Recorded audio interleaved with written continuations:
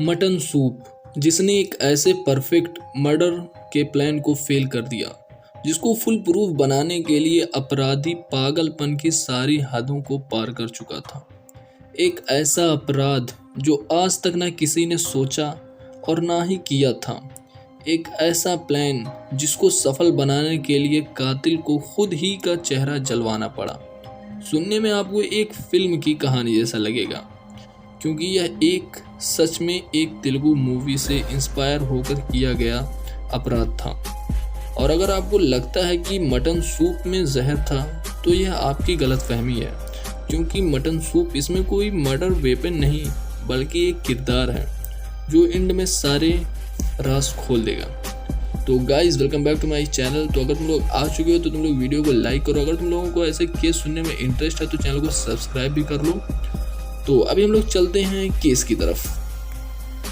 27 नवंबर 2017 नागर कुरनूल तेलंगाना के private hospital में स्वाति एक शख्स के साथ भागते हुए आती है और उस शख्स का चेहरा काफ़ी झुलसा हुआ था और वे दर्द से चीख रहा था।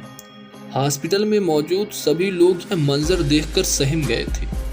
हड़बड़ाई हुई स्वाति हॉस्पिटल स्टाफ को बताती है कि यह शख्स कोई और नहीं बल्कि उसके हस्बैंड सुधाकर रेड्डी हैं, जिन पर कुछ लोगों ने अटैक कर पेट्रोल डालकर आग लगा दी। हॉस्पिटल स्टाफ फौरन उसे इमरजेंसी वार्ड में ले जाते हैं और ट्रीटमेंट शुरू करते हैं। कुछ दिन बाद सुधाकर की तबीयत में सुधार तो हुआ, लेकिन उसका चेहरा बुरी तरह झुलस चुका था। डॉक्टर ने सजेस्ट किया कि चेहरे को ठीक करने के लिए प्लास्टिक सर्जरी करनी पड़ेगी, जिसके लिए स्वाति तैयार हो जाती है। प्लास्टिक सर्जरी एक महंगा प्रोसीजर है। स्वाति चूँकि उसका पति बिजनेसमैन था, इसलिए स्वाति के लिए इसे अफोर्ड करना आसान था। स्वाति ने सारी फैमिली मेंबर्स, रिश्तेदारों को इस हादसे के बारे में बताया। यह सुनकर सुधाकर की माँ, उसका भाई सुरेंद्र और बाकी फैमिली मेंबर्स भागते हुए हॉस्पिटल पहुंचे। उन्होंने देखा कि उसका चेहरा पूरी तरह पट्टियों से ढका हुआ है।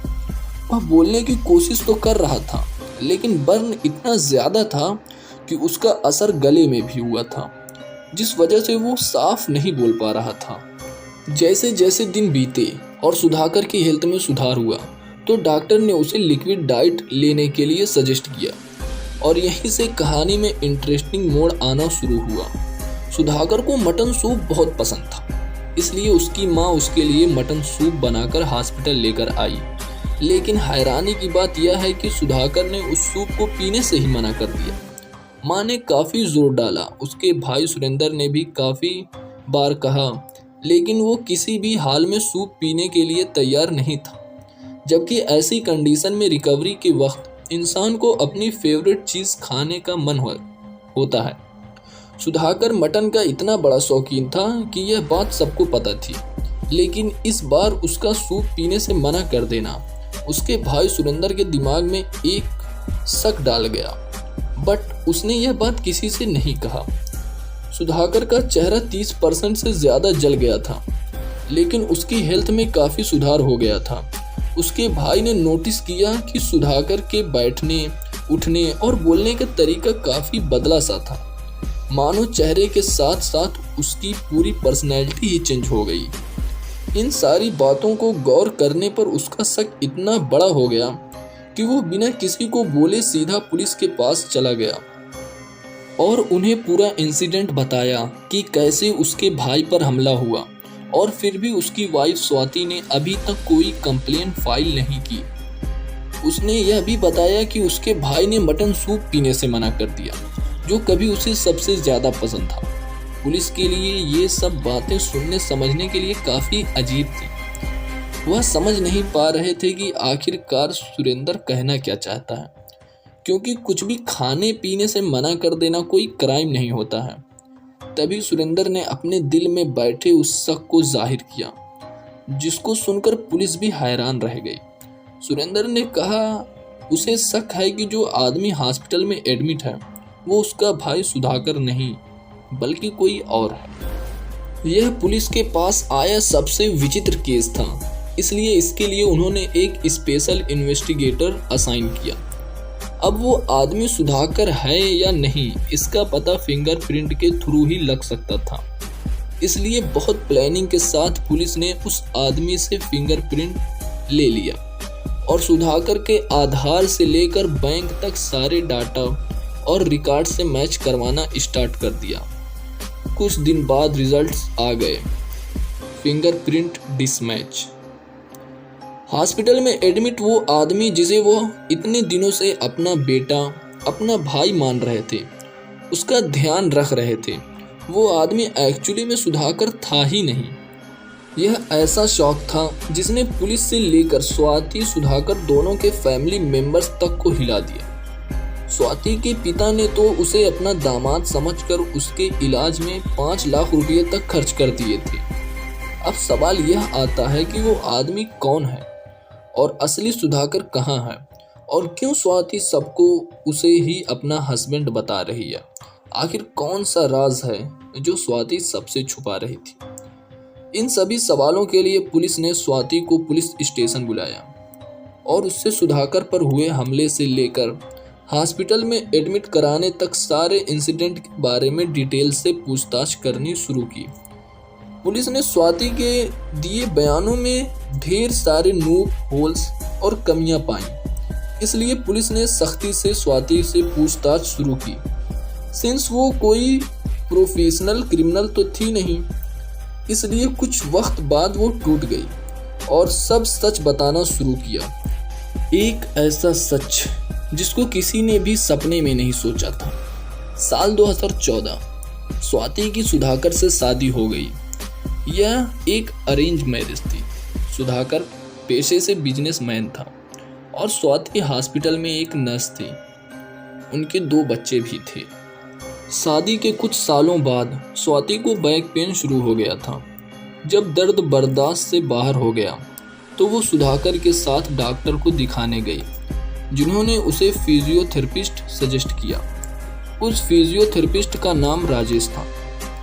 शुरुआत में कुछ दिनों में स्वाति सुधाकर के साथ उसके पास जाया करती थी, लेकिन सुधाकर के बिजी शेड्यूल्स के चलते उसने अकेले ही जाना शुरू कर दिया था। कुछ वक्त बाद स्वाति और उस फिजियोथेरेपिस्ट में अफेयर शुरू हो गया। धीरे धीरे वक्त के साथ यह इतना गहरा होता चला गया कि इन्होंने सब कुछ ताक पर रख दिया। स्वाति और सुधाकर की मैरिज लाइफ नॉर्मल थी, इसलिए स्वाति के सामने सुधाकर को डिवोर्स देने का कोई स्ट्रांग रीजन नहीं मिल रहा था। साथ ही डिवोर्स देने पर उसे सुधाकर की प्रॉपर्टी से भी हाथ धोना पड़ता। दिमाग में जब फितूर सवार हो तो यह बिना लगाम कहाँ तक चला जाता है, इसका यह केस सबसे अच्छा एग्जाम्पल है। स्वाति और राजेश के दिमाग में तरह तरह की प्लानिंग चल रही थी। एक दिन बाई चांस स्वाति ने यवदू मूवी देखी, जिससे उसके दिमाग में एक शैतानी आइडिया आया, जिसको उसने राजेश के साथ शेयर किया। एक्चुअली में इस मूवी में एक पार्ट को दिखाया गया है कैसे प्लास्टिक सर्जरी से एक इंसान को दूसरे इंसान से बदला जा सकता है। दोनों ने मिलकर उस फिल्म को 20 से ज़्यादा बार देखा और उसके बाद बेहिसाब सनक पाले स्वाति ने एक प्लान बनाया, जिस पर आपको जल्दी विश्वास ही नहीं होगा। प्लान के अकॉर्डिंग स्वाति ने राजेश को सुधाकर जैसा बनने की ट्रेनिंग देना स्टार्ट कर दी। सुधाकर का बैठना उठना, हाव भाव, चाल ढाल, कपड़े पहनने का तरीका, उससे जुड़ी हर छोटी से छोटी बात स्वाति ने राजेश को सिखाई। 26 नवंबर 2017 फाइनली वो दिन भी आ गया। यह दिन था संडे का और दोनों ने चुना भी इसलिए क्योंकि छुट्टी के चलते सुधाकर उस दिन घर पर ही था। स्वाति पेशे से नर्स थी, इसलिए उसे एनेस्थीसिया के यूज़ के बारे में पूरी नॉलेज थी। प्लान के मुताबिक स्वाति ने सबसे पहले सुधाकर को एनेस्थीसिया देकर बेहोश कर दिया और धीरे से राजेश को घर के अंदर बुला लिया। फिर उन्होंने आयरन रॉड से सर पर हमला कर सुधाकर को मार डाला और उसके बाद उसका चेहरा मिटा दिया, ताकि अगर इन केस उसकी बॉडी मिल भी जाए तो उसकी शिनाख्त ना हो पाए। फिर बॉडी को एक चादर में लपेटकर उसे महबूब नगर के जंगल में ले गए, जहां उसकी बॉडी को जलाकर दफन कर दिया। सारे सबूत मिटाने के बाद अब बारी थी प्लान के दूसरे भयानक पार्ट्स को एग्जीक्यूट करने की, जिसके अकॉर्डिंग स्वाति की लाइफ में राजेश को अब सुधाकर की जगह लेनी थी। अकॉर्डिंग टू मूवी यह तभी हो सकता था जब राजेश को प्लास्टिक सर्जरी द्वारा सुधाकर जैसा कर दिया जाए, बट प्लास्टिक सर्जरी भी तभी होती है जब चेहरा एक्सीडेंटली खराब हो जाए।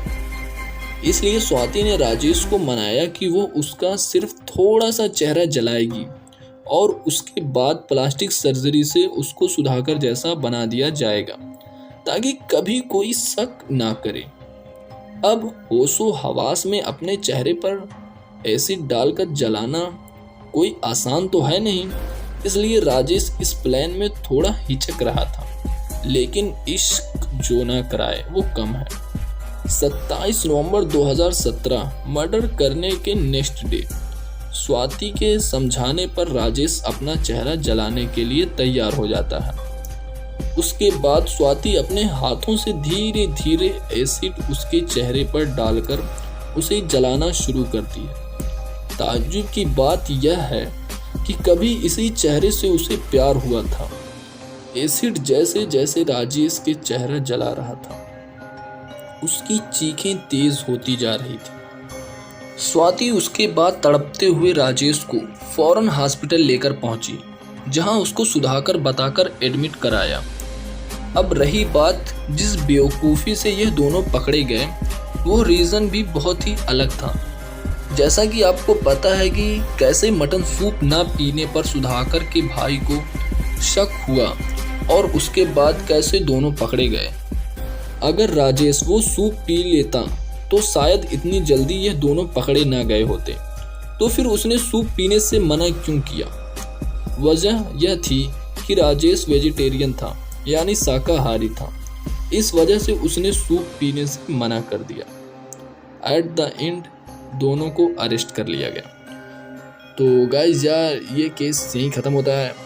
अगर तुम लोगों को वीडियो अच्छी लगी तो लगेगी क्या, मतलब अगर लगी है तो वीडियो को तुम लोग लाइक कर लो और चैनल को सब्सक्राइब कर लो अगर तुम लोगों को ऐसे इंटरेस्टिंग केस सुनने में पसंद है। तो चलो अभी मिलूंगा तुम लोगों से नेक्स्ट वीडियो में नेक्स्ट केस के साथ। हाँ, अगर तुम लोगों को इस वीडियो में कोई कमी लगी हो तो ज़रूर से तुम लोग कमेंट बताओ, ताकि मैं उसको सही करूँ और एक अच्छी वीडियो बनाऊँ। तो चलो मिलूंगा नेक्स्ट वीडियो में, तब तक के लिए बाय बाय, टेक केयर।